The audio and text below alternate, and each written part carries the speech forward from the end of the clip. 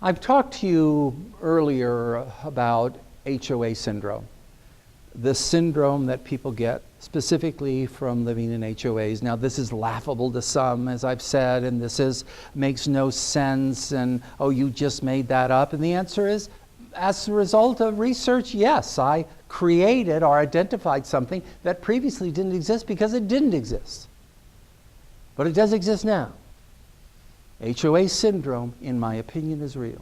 HOA syndrome is going to make its way into the psychiatric community, and HOA syndrome is going to make its way into the courtrooms. HOA syndrome, at the root of it, is harassment. And the ultimate outcome that a person lives in is constant state of fear. I'm afraid to leave my home.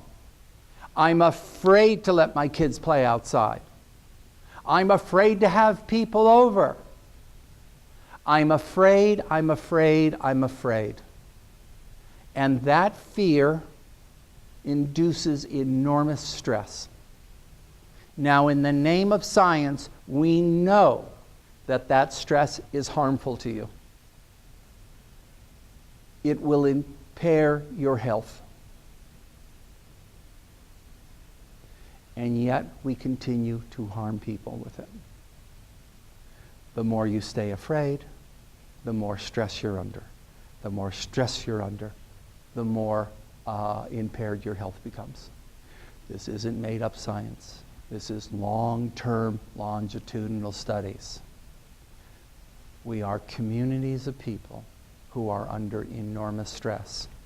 And you know the way I can release my stress? Put stress on you.